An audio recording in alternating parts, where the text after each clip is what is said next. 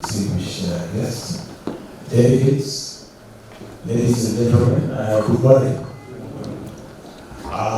We have introduced my name is FCS of Maingi. I'll start the session and I'll facilitate the session together with my colleague, FCS Muthaura. We are talking about an overview of governance audit framework, and as been indicated, most state corporations have not embraced this as yet, but we hope after this you will go back and do something about it. This is the outline of what we are going to go through this morning. We will look at the legal and regulatory framework, and we will talk briefly about what governance audit is all about.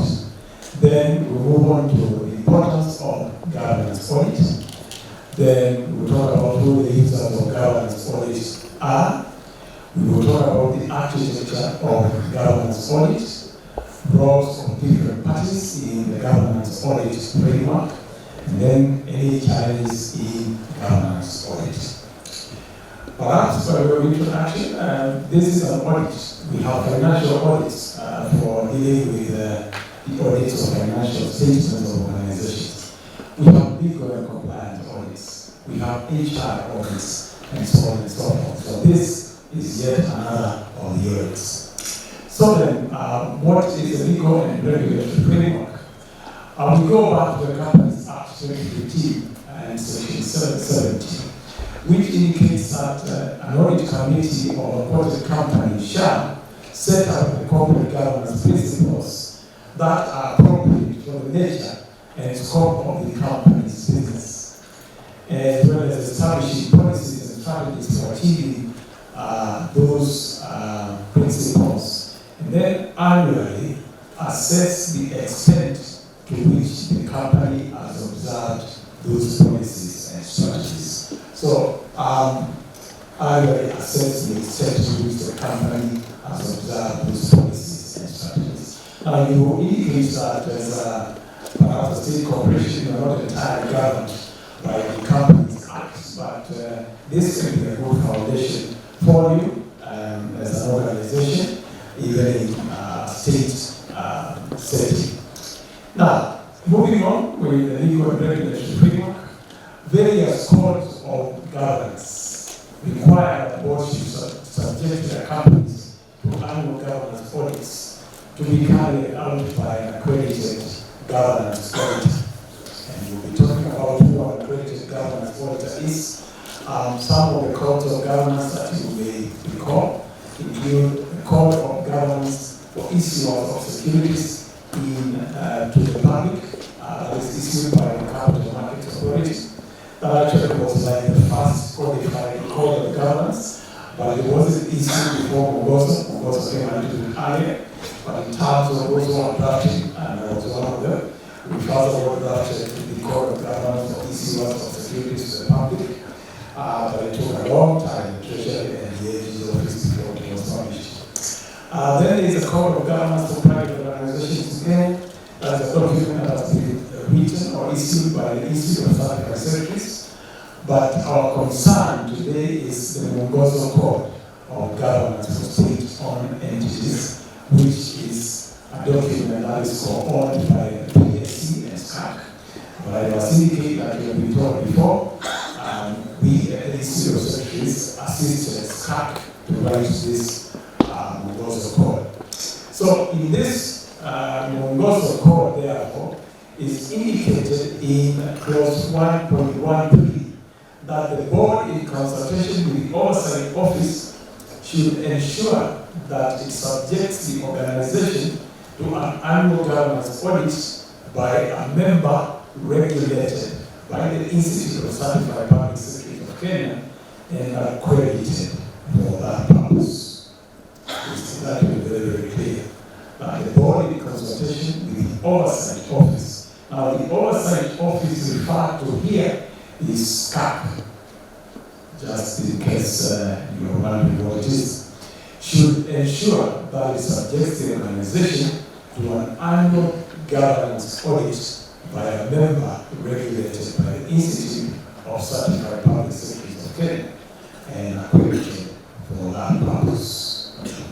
quite fundamental. So what is a governance audit? This one is an audit like all audits. Therefore, it is an independent assessment of an organization with a view to expressing an opinion on the adequacy and effectiveness of the organization's policies, systems, practices, and processes. In other words, this independent auditor who is accredited by the Institute of Secretaries will come and look at your governance principles and how they apply throughout the organization and give an independent opinion, just the same way a financial auditor will give an opinion once they have audited the financial statements of your organization. Now, what is the importance of governance audit? There are a number of items that make it stand out as important. It is an effective mechanism to check compliance with legislation, regulations, and codes of best practice.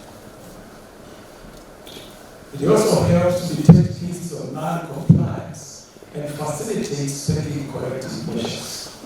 And that item, to me, becomes fundamental. Sometimes when we hear about audits, we start struggling. Is the auditor going to come here, find that I've done a few things wrong, and start writing things about me which will make me either start struggling with my employer or something like that? No. One of the main issues of audit is to ensure that you take corrective measures if there are any items that have been found not to have been complied with. Governance audit also enhances recognition of the organization as a good corporate citizen. And where you sit in a state corporation, you should be in the forefront of being a good corporate citizen. Indeed, one who doesn't always have to go to treasury to seek for support, but one who can be self-sustaining. But maybe that is not my subject for today. But it enhances the condition of an organization as a good corporate citizen. Over and about that, governance audit enhances employee and customer loyalty and respect for your brand. Whatever brand you are trying to build in your state corporation is a brand that, if you build it well through good governance practices, will ensure that your customers feel happy about it, but also your employees will be happy working for you.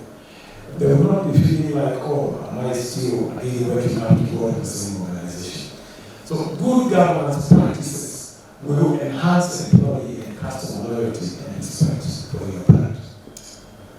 Good governance practices also impact on the bottom line through improved visibility and endorsements. And if you are a company that was trading, for example, this would mean more business is coming to you. But you see, as a state corporation, you should look at yourself as trading on behalf of government in whatever business that you are taking. So you should be aware of the fact that you need to create a bottom line that will be impactful. That is not always negative. It should be a surplus, if you want to ask me. Another importance of governance audit is to promote the organization's image and its competitiveness. It's not quite unlike the one before it. Because again, if you practice good practices and you are good in all aspects, you will find that people will know about it and they will be happy with the organization you are trying to build. And your competitiveness is going to be enhanced. Governance audit also increases, good governance audit increases transparency and accountability. And this is important anyway. If you are not transparent and accountable, however hard you struggle to do your things, you will still find you are not getting anywhere. People might start complaining about you. When people come to see you for one thing or another in the organization, you might not be able to explain all the things as well as they should be explained and so on and so forth. So, good governance audit will increase transparency and accountability. Also, good governance audit increases investor confidence and credit rating. This is most of the companies that are quoted on the stock market. You find that try to investigate, find out whether you need to put your money in a share, say like the share of Safaricom, you like to obtain some bit of confidence about the way governance practices are applied in that particular organization. And you will not actually put your money in unless you're sure that everything is going on as it should, or going on well. So it increases investor confidence and credibility. Countries, of course, are rated. I don't know, we are struggling a bit. It's not doing as well as we used to do. And the time, probably telling ourselves. Good governance also includes working relationship between management and the board. And you have time to talk about the relationships that should exist between the board and management. Now, where there is good governance, there is respect by both sides to the other side.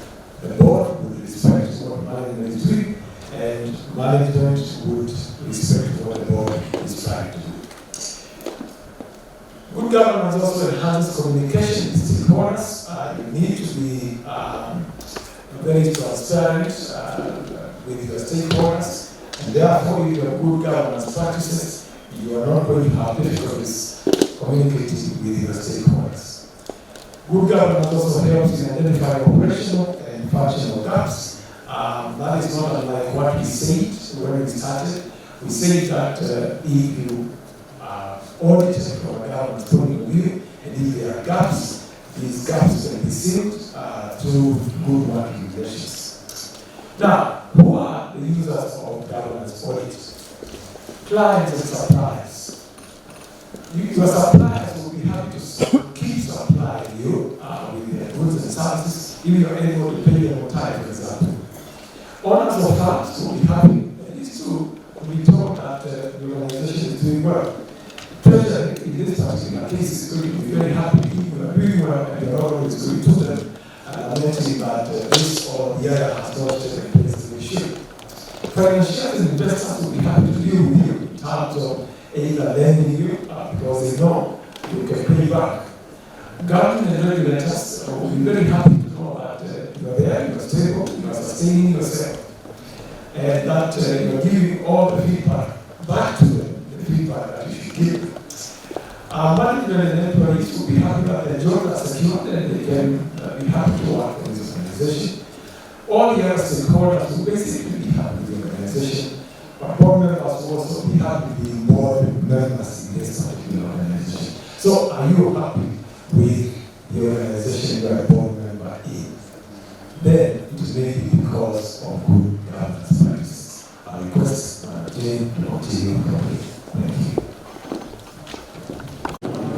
We'll just go ahead a bit from where Dr. and Asha, so that we see when we come on board as governance auditors what we do.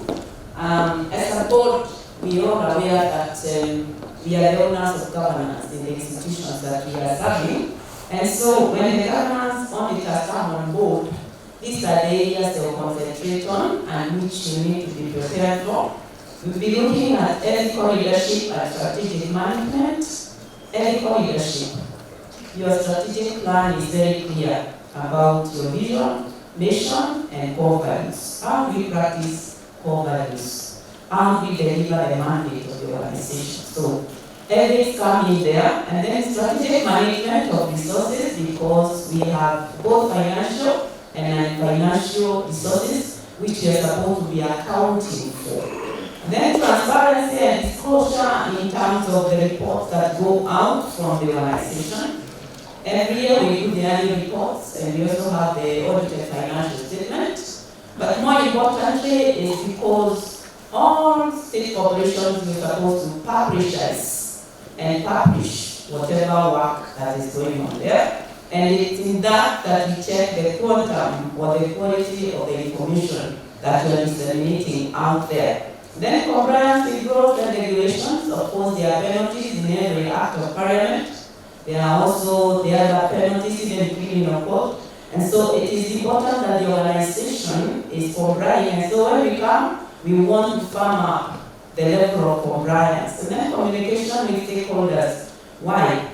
Because they are supposed to be making informed decisions from the information that we share with them. And so we will be looking at relevance of that information, quality in terms of accuracy and completeness, but more so because we are supposed to also communicate with them and engage with the stakeholders. We are in the area of public participation, and so how effective is our communication systems when it comes to dealing with stakeholder engagement and involvement. Board independence and governance, because we're supposed to exercise sound judgment. For every activity we do, for every decision, best interest of the organization, and also the need to ensure that there is value proposition in it. Then board policies, systems, practices, and procedures, that is what guides the organization. We are the strategy formulators, policy designers, and we ensure that the processes are working. And so when the auditor comes on board, we want to look at the quality of the policies, the quality of the practices. What is the culture of the organization as led by the board? And then consistent shareholder and stakeholder value enhancement. We must have value for money. I think we all are familiar with the Public Procurement and Asset Disposal Act. Is their own now checking on value for money, and also the Office of the Auditor General checks on that. Corporate social responsibility, we are responsible for not only the state corporation, but for the environment around which the corporation is operating. Need to conserve, protect, and preserve the environment. When it comes to resource and the usage of resources, we know we look at the effectiveness, efficiency, economy, then we have ethics and the environment. So when it comes to corporate social responsibility, it's not just for branding and visibility. It's for the need to conserve. Then sustainability, core value, it's a national value at Article 10, sustainable development of the nation. What is the process through which governance audit goes through? It's just very close to the financial audit process. We start with the engagement where the auditors are onboarded by the institution. And so there is any expression of interest or request for quotation or whichever mode they use to procure you. Then when we get on board, we ask the institution to first start by doing their own self-assessment of their governance systems. And from the self-assessment, they do a report from that which they share with the auditors. And meanwhile, the auditors do desk reviews. They prepare for site visits where they want to confirm the information or even inspect documents, and they also do face-to-face interviews. Then we prepare management letter. The content of the management letter is findings, risks inherent in the findings or in the area that could be having gaps, and then recommendations. But we also give a report on the areas that are doing well in terms of governance. And then we expect the management to honor on their role. That's why we request them to do a management presentation to us, so that they also articulate what their part was in the governance audit, and the auditor now then issues a governance audit report. So what is the role of in-house corporation secretaries? They provide governance and compliance information, particularly for audit purposes, and they are also the governance professionals where they are guiding the board. They help the board understand what can be looked for by governance auditor. They facilitate effective communication between the different stakeholders, organization, management, and other stakeholders, and also even the government itself. They facilitate governance auditors when they come to do the audit, and they are also part of the team that organizes and makes sure the self-assessment is done and a report generated from that. So who are the accredited governance auditors? One, they must be members of ICS, Institute of Certified Secretaries. They must undergo a rigorous 40-hour training with an examination, and then they are accredited as governance auditors. All accredited governance auditors, they have a unique number. We have an identification accreditation number, And without that number, we are not even allowed to sign any report that we do as governance auditors. So we have members on the side who have done the course, but they only have a participation certificate. They do not have accreditation, one reason or another. Those ones cannot act as governance auditors. They can only come to support or assist the governance auditors. Please note that it is important. They can only do work as assistants or as guided and supervised by governance auditors. Otherwise, they are not supposed to be engaged as governance auditors. So only members who are accredited, who can act or be used to do governance audit, the rest can only support the process. And for governance audit reports, they have to be signed by an accredited governance auditor who must append their number on that report. That is for tracing and helping the institute to follow, and particularly to follow the code of professional ethics. The list of all accredited governance auditors you can find it with CAC. You can also find it in the institute website, www.ics.ke, or you can email them at info@ics.ke. What are some of the challenges? I think FCS Maingi has already addressed one of them. One is that whereas the recent companies have gone far ahead in terms of governance audit, they have been very consistent for the last almost 5 years. The state corporations, we are still lagging behind. One reason is there has not been any clear legal and regulatory framework to guide governance audits. Number three, in most of the state corporations, we don't have governance champions, governance audit champions. We still have grappling with that. Then the general misconception about audit, whether it is internal audit, financial audit, legal audit, anytime because of the connotation that auditors are watchdogs, so they come to check the areas of compliance. Sometimes it takes a very long time for a buying to have a governance auditor on board. But the future is that I think it's a good thing that should be embraced by all state corporations.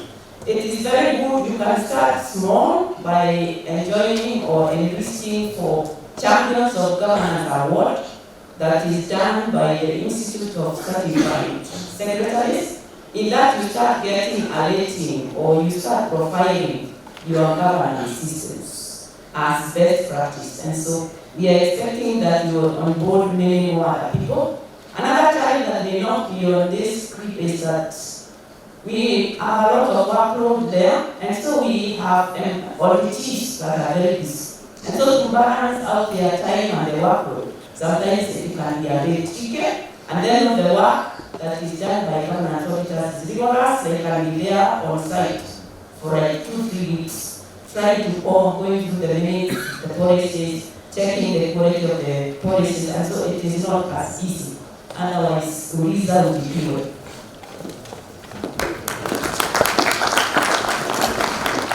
Okay, thank you very much. My name is Muthaura from Kenya Forest Service. I'd like first of all to thank the presenters for the very informative presentation on governance of the framework.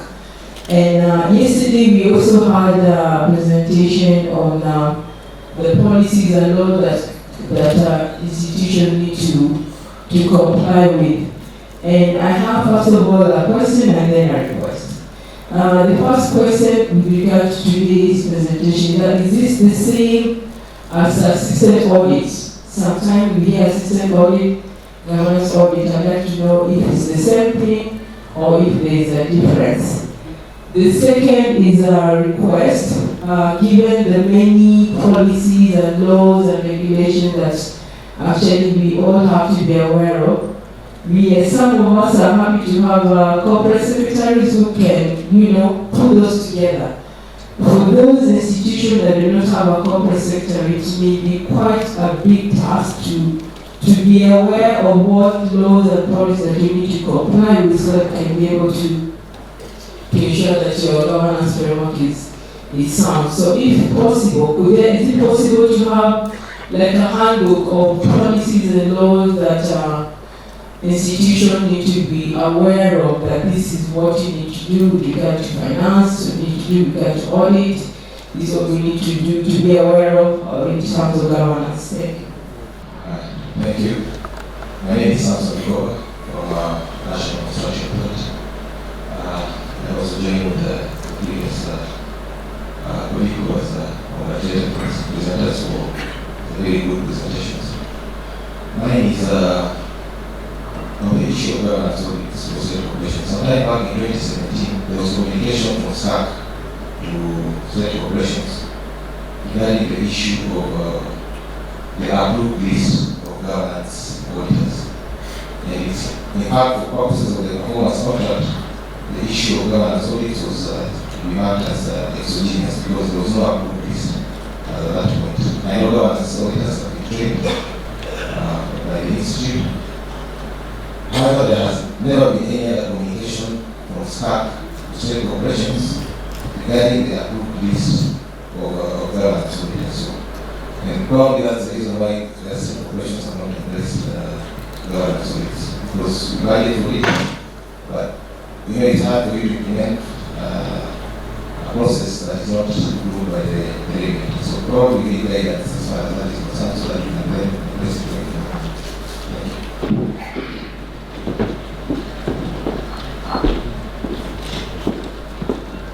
I'm taking the last question, quite a good question. I think the question in almost comment is systems audit, the same as governance audit. The answer may be no, it's not. When you talk about systems audit, sometimes you are tending more towards financial audit, where you use systems of internal control and simplification of duties. There may be some areas of intersection between systems audits and governance audits, but governance audits are high level, maybe looking at policies, principles that govern the organization. The other ones may be from bottom up, if I will put it that way. So when you think about the systems audit, most times think about financial audits. There are what are called walkthrough tests. For example, if you are trying to test whether a procurement system is operating as well as it should, from department position for something, through raising an NPO and so on and so forth, those would strictly now become like a systems audit. Really, governance audits are high level, like I've seen, on policies, and we have about 9 parameters that we talked about. So we really are looking at board issues mostly, board-related matters in most cases as you do governance audits. I think what is necessary for us to do, just to clear up our minds and our thoughts, is if we have a corporation secretary, for example, in our organization, and if that individual has been trained as a governance auditor, or even if they are not been trained, they can get in touch with the Institute of Secretaries and they will be given further information which they can then transmit to the board members. Now, would there be a handbook of laws and regulations for an organization regarding governance audit matters? The answer is clearly yes. But this handbook is going to be prepared entirely by management, perhaps with the corporation secretary as chairman, because in our view, of the issue of secretaries, governance audits or issues of governance are best dealt with by corporation secretaries. I know other institutes are also staking a claim on governance, but really from where we sit, where we stand, we think corporation secretaries are best to handle governance issues. So the handbook will be prepared for the organization because we have unique or peculiar characteristics. Not every organization is governed by the same politics, for example. So you start from the start, you can see what activities you are supposed to comply with. Look at your governance issues, look at your board charter, look at any code of ethics and conduct, and from that you actually look at all the things that you're supposed to comply with and generate a handbook. So it is organization specific. It might not always be global as such. So that's what I wish to say. My colleague, FCS Jane, can add. Thank you. System audits are based on operations, the day-to-day operations of the state corporation. You may be looking like the recruitment process, the payment process, the procurement process. So when systems audits are done, you just have to basically look at how the processes are being led. But governance audit is at the leadership level. We want to see the quality of policy, the quality of minutes, the quality of documents. So you can see they are quite different because they are not process. They are mainly the infrastructure that is put in place to drive